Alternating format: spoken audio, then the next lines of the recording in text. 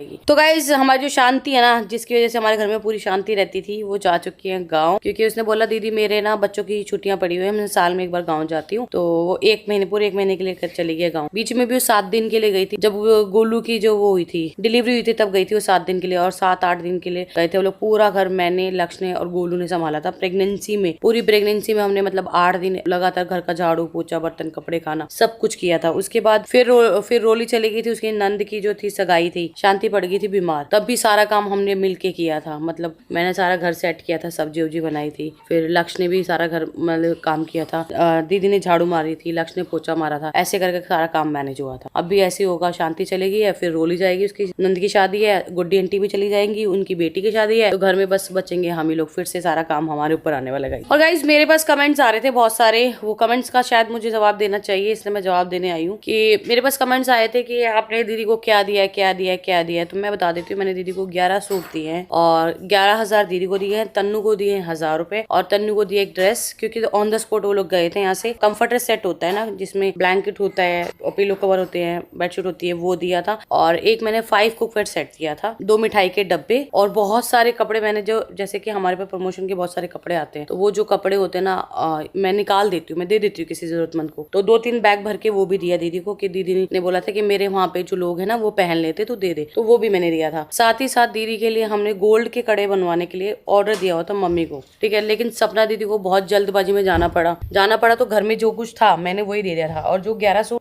दिए थे ना दीदी को, वो सारे, उसमें से 5 सूट जो है मेरे को प्रमोशन में आए थे ऑन द स्पॉट। जिस दिन दीदी आई थी यहाँ पे, उसी दिन मैंने वो पार्सल खोला था और दीदी को पसंद आए थे। दीदी ने अपनी मर्जी से वो पसंद किए थे, ठीक है, वो दिए थे मैंने दीदी को। बाकी जो हमारे यहाँ पे एक रस्म होती है, वो मुझे नहीं पता, दीदी ने करी थी वो रस्म। दीदी ने बताया था कि भाई उसमें 2.5 कपड़े में सुनीता दीदी के लाई थी, 2.5 कपड़े में सपना दीदी के लिए लाई थी। तो वो भी दिए थे उसमें दीदी को। मतलब ऑलमोस्ट ऑन द स्पॉट जो कर पाई मैंने वो सब करा। मैं इतना ही कहना चाहती हूँ कि हर किसी के घर में बच्चे होते हैं, ठीक है, हर किसी की नंद घर में आती है और हर किसी को वो रस्में पूरी करनी पड़ती हैं जो रीति रिवाज शुरुआत से बने हुए हैं। तो देखो ऐसा तो अगर हम बाहर से खरीद के लाएंगे तो भी वो एक कोस्ट है, और हमें बाहर से आ रहे हैं तो हमारे को फ्री में तो आते नहीं गाइस ना। देखो अगर आप भी हमें यहाँ तक पहुंचने में ना बहुत मेहनत लगी है, हमें पता है, हमें बहुत मेहनत लगी है, ठीक है। ऐसे ही कोई फ्री में चीजें नहीं देता है, हमें उन चीजों के लिए रिबर्ट देना पड़ता है। तो जो चीज मेरे पास आती है ना, उसके लिए मेरे को उनके अपने पैसे उनके लिए प्रमोशन करना पड़ता है। अगर हम उनको प्रमोशन करेंगे तो आगे से उनको ऑर्डर आएंगे तो वो हमसे कमाते हैं। तो हमें कोई भी चीज फ्री में नहीं मिलती है, वो हमारी मेहनत की चीज होती है, ठीक है। और जिस दिन वो पार्सल आया था दीदी के सामने खुला था, दीदी ने अपनी पसंद से सारे कपड़े लिए थे उसमें,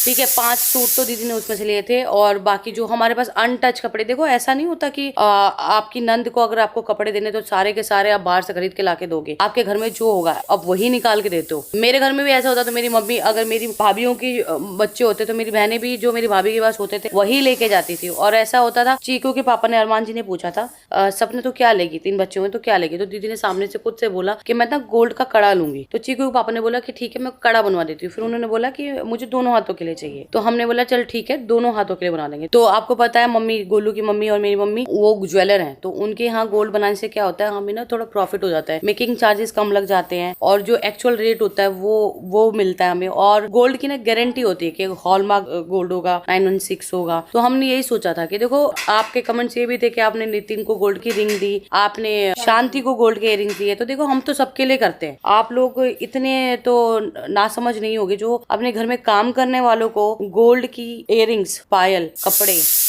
और वो 5 कुकर सेट दे सकते हैं। वो अपने खुद के परिवार के लिए कितना कर सकते होंगे, ये मुझे बोलने की जरूरत नहीं है, ठीक है। कड़े अब दीदी को जाना पड़ गया ऑन द स्पॉट। अब ऑन द स्पॉट तो मैं लेके नहीं आ सकती ना कड़े, क्योंकि कड़ा कोई 2-3 हजार का तो बनता नहीं है, उसके लिए पैसे देने पड़ते हैं, ठीक है। तो मम्मी जब आई थी यहाँ पे, गोलू का और मेरा चुचक लेके आई थी, तभी मैंने बोल दिया था मम्मी को कि मम्मी सपना दीदी के लिए कड़े बन। उसमें तो टाइम लगता है, ऐसा ऑन द स्पॉट तो नहीं बनता ना कुछ भी, तो उसके लिए वेट करना पड़ता दीदी को। लेकिन दीदी को जाना पड़ गया, उनको काम आ गया, उनको जाना पड़ गया। तो बस ये अंडरस्टैंडिंग है। कुछ लोग होते हैं जो ना घर जोड़ने की बातें करते हैं और कुछ लोग होते हैं जो घर तोड़ने की बातें करते हैं। इतनी ना समझ तो ना मैं हूँ ना आप हो। तो बाकी आप हमारा परिवार हो, आप सबको देखो, आप सबको समझ में आती है जो चीजें मैंने बोली है, ठीक है। मैं इससे ज्यादा कुछ नहीं बोलना चाहती। हर घर में छोटी मोटी नोकझोंक होती है, जहाँ 2 बर्तन होंगे वो खड़केंगे भी। दोनों भाई बहनों के आपस में जो भी बात हुई है वो हुई है। भाई बहन है, देखो लड़ेंगे भी, मिलेंगे भी। आज लड़ाई है तो कल वापस भी आएंगे। तो ऐसे सुनीता दीदी के साथ भी हुआ था, थोड़ी बहसम बहसी हो गई थी। आज सुनीता दीदी फिर हमसे बात करती है। हम जाने वाले थे हाँसी, तो सुनीता दीदी को रास्ते से लेने आने वाले थे पर हम जा नहीं पाए, हम रह गए। अब जब भी देखो सुनीता दीदी तो कभी भी आएंगी, जागरण में भी आएंगी, भाभी भी आएंगी, तो ऐसा कुछ नहीं सपना दीदी नहीं आएंगी, वो भी आएंगी। थोड़ी बहुत नोक झोंक है, थोड़ी बहुत